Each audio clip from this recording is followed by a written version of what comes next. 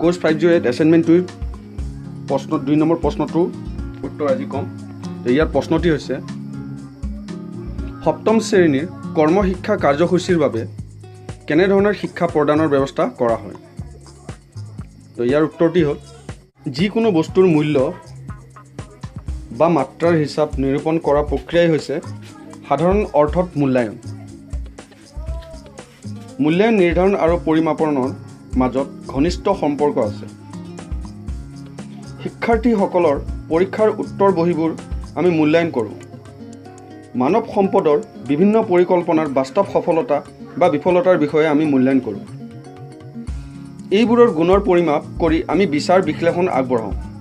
এনেধৰণৰ মূল্যায়ন হৈছে প্ৰণালীবদ্ধ প্ৰক্ৰিয়া, যাৰ সহায়ত কোনো বিশেষ কাৰ্য বা বাস্তৱ মাত্ৰাৰ গুণ বা মূল্য নিৰূপণ কৰা। এজন শিক্ষাৰ্থীয়ে কোনো এক নিৰ্দিষ্ট শ্ৰেণীৰ নিৰ্দিষ্ট বিষয়ত কিমান জ্ঞান অৰ্জন কৰিলে সেই ইয়াতে পেজ নম্বৰ 1 সমাপ্ত হৈছে। ইয়াৰ পাছত আমি দ্বিতীয় পেজটোলৈ যাওঁ। তাৰ আগতে আপোনালোকে ইয়াৰ স্ক্ৰীনশ্বট এটি লৈ ল'ব।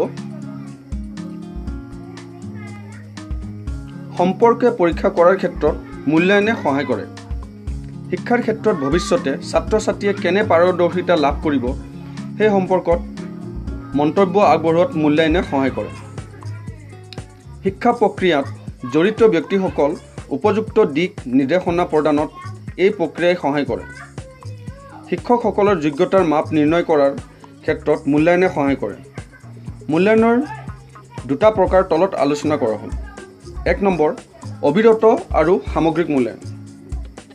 মূল্যায়ন হৈছে অবিৰতভাৱে চলি থকা এক প্ৰক্ৰিয়া। মূল্যায়নৰ প্ৰকৃতি বিকাৰ কৰিলে দেখা পোৱা যায় যে ইয়াৰ পৰিসৰ যথেষ্ট বহল। মূল্যায়ন কেৱল নিৰ্দেশ দিয়া কাৰ্যতেই শেষ নহয়, বৰঞ্চ ই এক অবিৰাম গতিত চলি থকা এক নিৰ্দেশ ক্ৰিয়া বা প্ৰক্ৰিয়া। সকলো বিষয় মূল্যায়নৰ ইয়াতে পেজ নম্বৰ 2 শেষ হৈছে। আপোনালোকে ইয়াৰো এটি স্ক্ৰীনশ্বট লৈ ল'ব।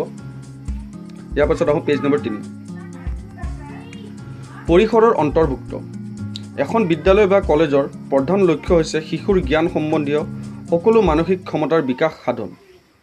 শিক্ষা বা জ্ঞান সম্বন্ধীয় বিকাশ বা ক্ষমতা বুলিলে শিক্ষাৰ্থীৰ জ্ঞান, বুজাবুজি, বিশেষণ, সংযোজন ক্ষমতা আদিকে বুজায়। বিশেষণ নহয়, বিশ্লেষণ হ'ব। এইটো আপোনালোকে শুদ্ধ কৰি ল'ব বানানটি।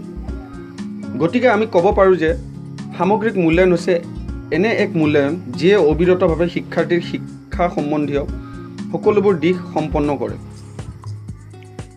নিৰ্মিত বা সংক্ষিপ্ত মূল্যায়ন। এজন শিক্ষকে শ্ৰেণীকোঠাত কোনো এক পাঠ পঢ়াই শেষ হোৱাৰ পাছত সেই পাঠটোৰ ওপৰত ভিত্তি কৰি পৰীক্ষা পাতে। এনেদৰে শিক্ষাৰ্থীসকলক মূল্যায়ন কৰি চোৱা হয়। এনে মূল্যায়নক নিৰ্মিত মূল্যায়ন বুলি কোৱা হয়, যেনে সাপ্তাহিক পৰীক্ষা, মাহেকীয়া পৰীক্ষা, কুইজ আদি। ইয়াতে পেজ নম্বৰ 3 সমাপ্ত হৈছে। আপোনালোকে ইয়াৰো এটি স্ক্ৰীনশ্বট লৈ ল'ব। ইয়াৰ পাছত পেজ নম্বৰ 4 লৈ আহোঁ।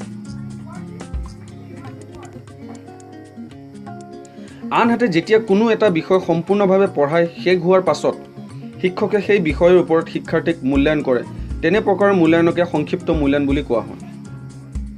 সপ্তম শ্ৰেণীৰ কৰ্মশিক্ষা কাৰ্যসূচী মূল্যায়নৰ ক্ষেত্ৰত বিভিন্ন আহিলা ব্যৱহাৰ কৰিব পাৰি। তাৰে তলত ব্যাখ্যা কৰা হ'ল। 1 নম্বৰ অভিক্ষা। মূল্যায়ন প্ৰক্ৰিয়াত অভিক্ষাৰ গুৰুত্ব অধিক। আনুষ্ঠানিক শিক্ষা প্ৰক্ৰিয়াত অভিক্ষাৰ সহায়ত অভিক্ষাৰ্থীৰ কোনো এক বিশেষ কাৰ্য, দিশ বা কথাৰ পৰিমাপন বা মূল্যায়নৰ প্ৰচেষ্টা চলোৱা হয়। 2 নম্বৰ প্ৰশ্নমালা। প্ৰশ্নমালাৰ সহায়ত এজন ব্যক্তিৰ মনোবৈজ্ঞানিক, সামাজিক, শৈক্ষিক আদি দিশৰ তথ্য সংগ্ৰহৰ প্ৰচেষ্টা চলোৱা হয়। শিক্ষা প্ৰক্ৰিয়াৰ বিভিন্ন ক্ষেত্ৰত প্ৰশ্নমালাৰ ব্যৱহাৰ কৰা হয়। ইয়াতে পেজ নম্বৰ সমাপ্ত হৈছে আৰু এছাইনমেণ্ট 2ৰ 2 নম্বৰ প্ৰশ্নৰ উত্তৰো সমাপ্ত হৈছে। আপোনালোকে ইয়াৰ স্ক্ৰীনশ্বট এটি লৈ ল'ব। আৰু ইমানতে এইটো ভিডিঅ' সমাপ্ত হৈছে। ধন্যবাদ।